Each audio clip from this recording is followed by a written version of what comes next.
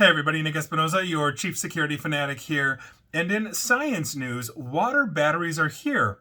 And they actually have more capacity for energy than lithium cells. Now, this is coming from Interesting Engineering, and this is really interesting engineering, and here's what's going on. Researchers in China have developed a water-based battery which they claim to be much safer and more highly energy efficient than basically non-aqueous lithium batteries, which are highly flammable. Interestingly enough, the researchers say that these new batteries will be twice as energy dense as traditional lithium-ion options. So obviously, this holds a ton of potential to revolutionize the battery industry, large batteries, electric vehicles, all that kind of stuff. On top of this, aqueous batteries, which is what we're talking about here, are aqueous batteries, use water as the solvent for electrolytes.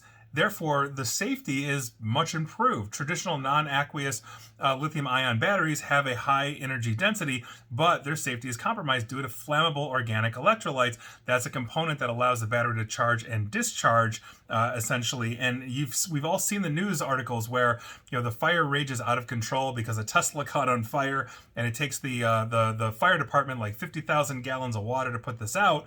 Water batteries don't have any of these issues.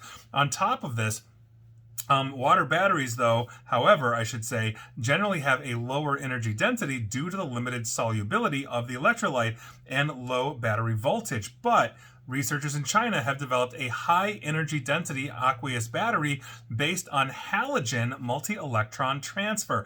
Now, this is a research group led by Professor Li Xiangfeng from the Dalian Institute of Chemical Physics of the Chinese Academy of Sciences in collaboration with Professor Fu Qiang's group from DICP. They developed basically a multi-electron transfer cathode based on both bromine and iodine as essentially the components there.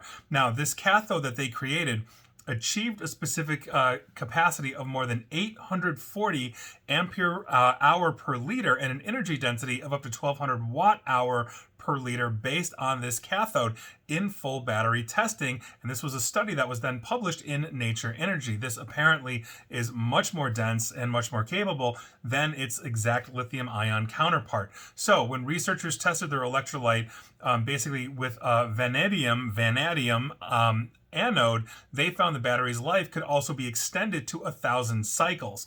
Now, the reason why I'm telling you that is because basically extending a battery life to have 1,000 cycles of charge, discharge, etc., shows that it has significant stability and therefore can be viable as a product. The scientists also mentioned that their battery energy density, quote, even exceeded that of some solid electrode materials, end quote, and could be comparable in cost to traditional lithium batteries, meaning we're not going to break the bank as this technology is being developed. They also claimed that their work showcases that the aqueous batteries with high energy density can be developed. So obviously we're talking about, grid scale energy options, electric vehicles, all that kind of stuff. Don't know if you're going to fit a water battery into a phone.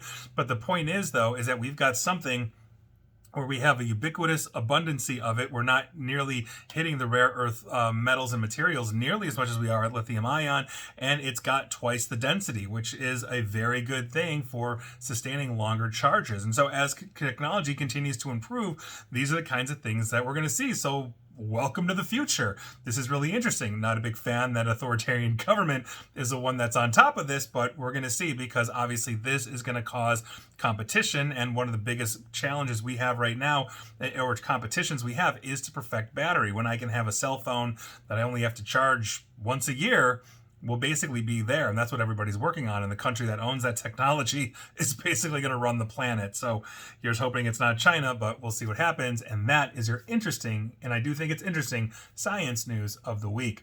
And please like, share, follow me here on Facebook and Twitter at NickAESP. And please feel free to subscribe to me at YouTube as well. And as always, stay safe, stay online, and please attempt to stay private. Thanks, everybody.